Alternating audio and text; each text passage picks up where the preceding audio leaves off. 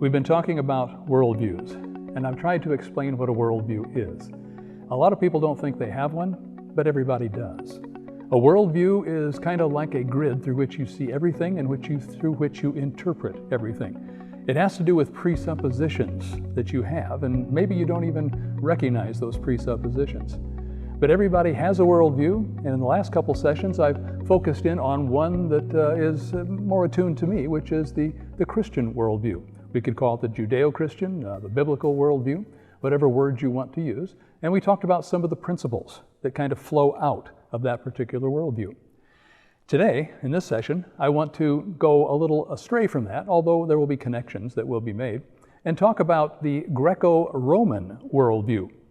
Now, this is going to coincide with both the Old Testament and New Testament times.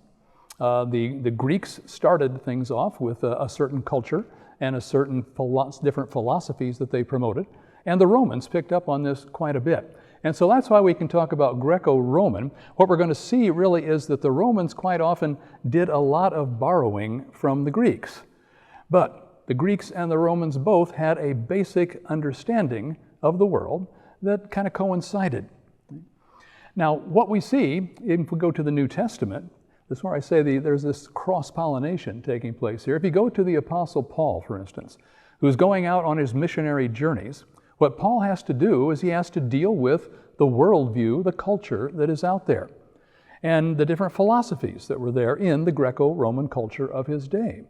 In particular, when Paul is on one of his journeys and he goes to Athens, and Athens is considered to be like the intellectual center of the Greek world, what he discovers is there's a lot of people there who want to talk about all kinds of different philosophies.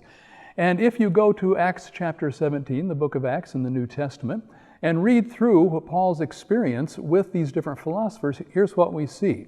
We say, while Paul was waiting for them, his other friends who were on the missionary journey with him, while he was waiting for them in Athens, he was greatly distressed to see the city was full of idols. So he reasoned in the synagogue with the Jews and the God-fearing Greeks, as well as in the marketplace, day by day, with those who happened to be there. A group of Epicurean and Stoic philosophers began to dispute with him. Now, these are things you've probably heard of, Epicureans, Stoics, who are they, what are they? I'll come back to that in a little later time, but the main point now is that they exist there in Athens. Paul is aware of them, and Paul wants to speak to their worldview, and he wants to bring the gospel message into that. And it says, some of them asked, what is this babbler trying to say? Referring to Paul, of course. Others remarked, he seems to be advocating foreign gods. They said this because Paul was preaching the good news about Jesus and the resurrection. Then they took him and brought him to a meeting of the Areopagus, where they said to him, may we know what this new teaching is that you are presenting? You're bringing some strange ideas to our ears. We want to know what they mean. So at least there was an interest there. What Paul was presenting to them sounded really different than what they were used to. So, please explain to us what this is all about. Now, little side comment that Luke makes here in the book of Acts is that all the Athenians and the foreigners who lived there spent their time doing nothing but talking about and listening to the latest ideas. Now, it doesn't mean they would act on ideas, that he just kind of fascinated with different ideas. Now, Paul goes straight to the heart of things. He said, when they heard about the resurrection of the dead, when Paul gets to the end of his message and talks about Jesus' resurrection, some of them sneered, but others said, we want to hear you again on this subject. At that, Paul left the council. A few men became followers of Paul and believed. Among them was Dionysius, a member of the Areopagus, also a woman named Damaris, and a number of others. So we've got people who do respond to it. Sometimes I've heard some Christians say, Paul really got off the beam here because he started dealing with philosophy and talking with people about different philosophies. And look, what happened to them? Well, they sneered and all that kind of thing. But if you read the passage carefully, you discover that really what happens here is that a church begins because of what Paul has said. Now, the whole Greco-Roman culture had certain Greek and Roman gods. One thing we need to be very clear about here is many people did believe literally in the Greek gods or the Roman gods, but a lot of people just kind of gave lip service to them, and so there was kind of a hunger and opening in this society for something, shall we say, a little more genuine, a little more real for their lives. But the Greek and Roman gods, they've been around forever. And in fact, the Romans basically took the same gods the Greeks had and gave them different names. So if we look at a chart, for instance, of the various gods that existed during this time, if you go to the second to the left there, the one called Zeus, that underneath are all the Greek names, and on top are the Roman names for the same gods. Zeus then becomes Jupiter. You see that Poseidon, the god of the sea in Greece, becomes Neptune in Rome. And various others follow the same pattern, where Ares, the god of war, in Greece becomes Mars in Rome. So the various gods that exist during this time period are really just copies during the Roman time of what the Greeks actually offered. And so there's not a whole lot of what we might call depth to this.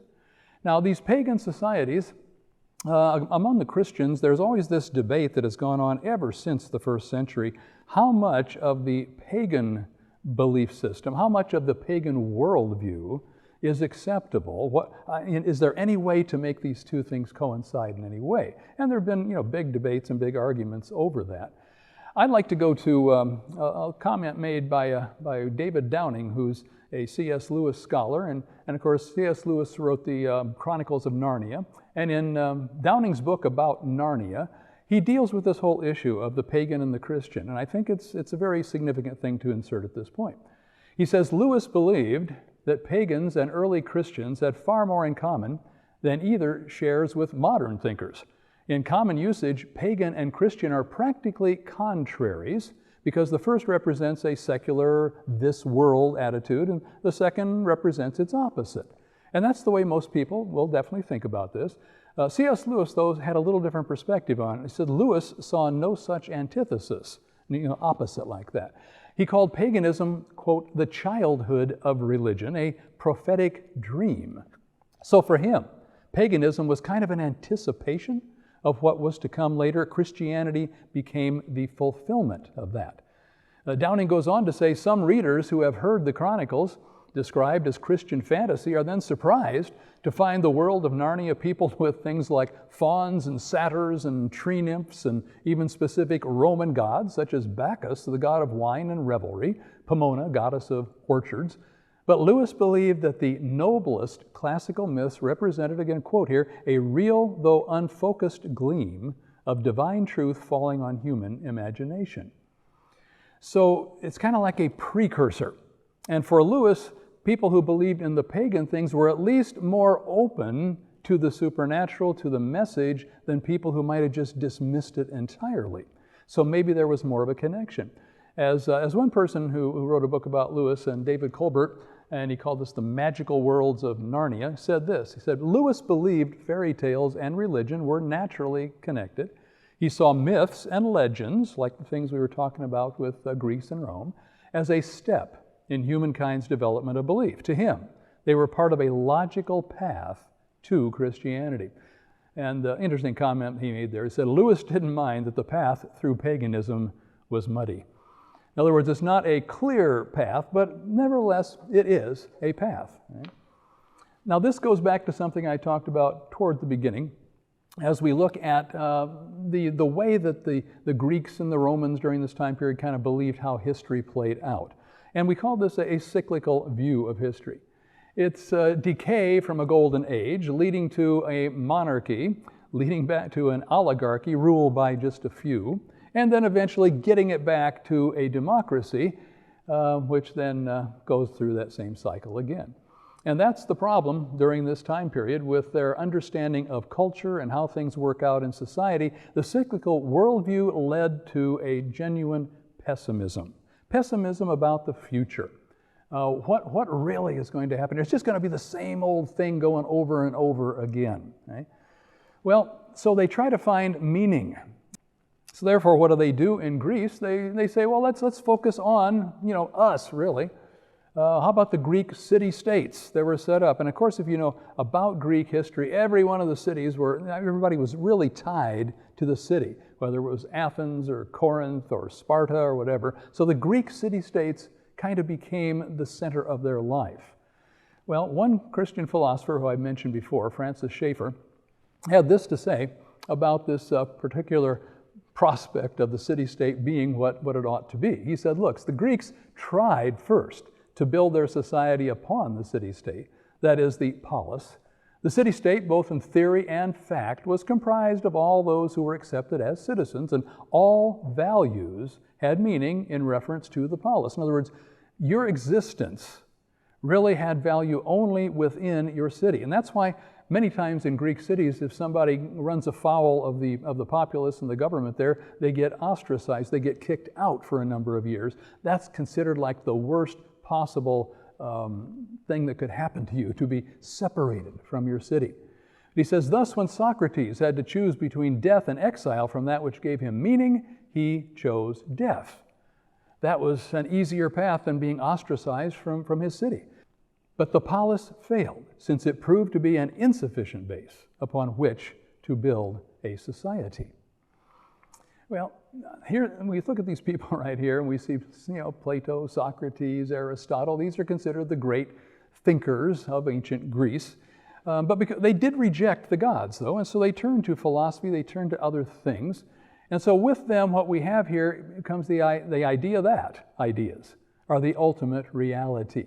And only eternal, unchanging ideas are really important. Therefore, they're not all that focused on what's happening in the world itself.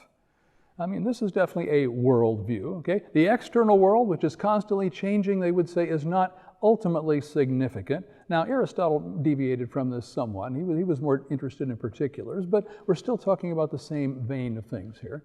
And therefore, things like history, which of course is very, very much part of me, was relegated to a lesser role in Greek society, below both philosophy and poetry. Philosophy was the height of things. Poetry may be a way to explain it. History is just a cyclical thing. It just happens over and over the same old way.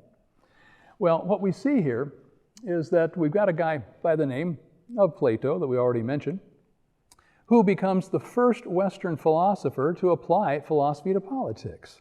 His ideas on, for example, the nature and value of justice, the relationship between justice and politics, those have been extraordinarily influential throughout the ages.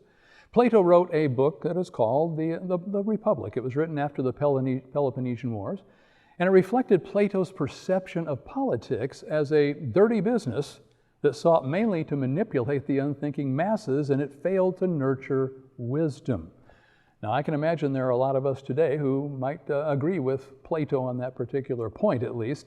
But then it comes to his, what you might call his solution to the problem, which may not really be a good solution at all. He said, what should happen here is society should be divided into three classes. The first class are the workers. They're the people who do the common labor. They are necessary just to maintain the nuts and bolts of how a society operates. Secondly, there are the soldiers. They're the ones who protect society from external enemies. They're the ones who keep the peace. But beyond that, those are kind of like the common people. Okay? But there's another class of people. Remember, the three classes here. This is the one that Plato really wants to focus on. And these are people that he calls the guardians. They're going to be the guardians of society. And how does this work? Well, first of all, he says we got to create this guardian group of people out of what you might call the best of the human stock. Now, of course, I have quotation marks personally around stock because that kind of makes me feel like we're talking about people like animals. But Plato has the concept here that what you need to do is eliminate the family unit. And, when children are born to whomever, because it doesn't matter if you're husband and wife, state nurseries are set up. He says, look, the human stock, the best of the human stock are the ones who ought to have the kids, who are going to then be trained to become the next leaders. And in this society, this group is going to be just going to operate on pure communism. Nobody owns anything. The state is really everything, and they live for the state. And ultimately, they're going to be trained to be philosopher kings. At least that's the intent that Plato had. Now, his Republic was just simply a thought thing. It never really came into being. At one point, he did try to train up a young man who was going to take over leadership in one of the countries, and the guy just totally, actually at one point tried to kill Plato, his teacher. Apparently, his philosophy didn't actually come to fruition and didn't work out the way that he intended for it to work out. So I'd like to quote from this man here also, who's a Harvard historian named Richard Pipes, an excellent book on the history of communism, because I just mentioned that was part of what took place in Plato's Republic there. And Pipes says the idea of a classless, fully egalitarian society first emerged in classical Greece, okay, just like we were talking about. In the Republic, speaking through Socrates, Plato saw the root of discord and wars in belongings. Okay? Now here's what he said. Such differences commonly originate in a disagreement about the use of the terms mine and not mine, his and not his. And so for Plato, if you just get rid of the idea that people have things, then everything's going to turn out just fine. Okay? And Pipes does an excellent job of kind of debunking what Plato is saying here. And he goes on, in the Laws, something else Plato wrote, Plato envisioned not only a society in which people shared all worldly possessions, as well as their wives and children, but one in which the private and individual is altogether banished from life, and things which are by nature private have become common. And all men express praise and blame, feel joy and sorrow on the same occasion. Now, some of you might be thinking ahead to a guy named Karl Marx and a few other people with communism later, but we will come back to that. What's interesting to note is that some of these ideas are making the rounds even in ancient Greece. Okay? Now, there are other philosophies during this time period, and now is where we get back to the Apostle Paul in Athens, because it said in that passage that he debated with the Epicurean and Stoic philosophers. So what is Epicureanism? There's Epicurus right there, and everything consists in atoms in motion would be the first concept here, which really, if you kind of boil it all down, means pure materialism. There is no soul, there is nothing, it's just whatever you see, that's what is. Right? And then what you need to do, you need to withdraw from all public affairs. How about, get rid of, the ties of marriage, all family ties. In one sense, what we're talking about here is a philosophy that probably wants to just make life as easy as possible.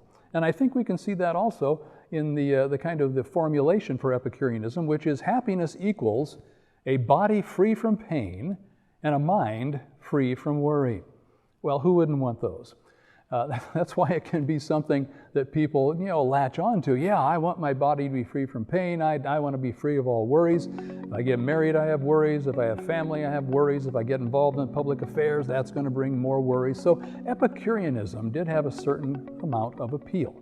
But certain Epicureans just kind of say, we're just going a certain direction and we can do whatever we want to do. Now, of course, that still brings us back to something called Stoicism, which is where I'll pick up next time.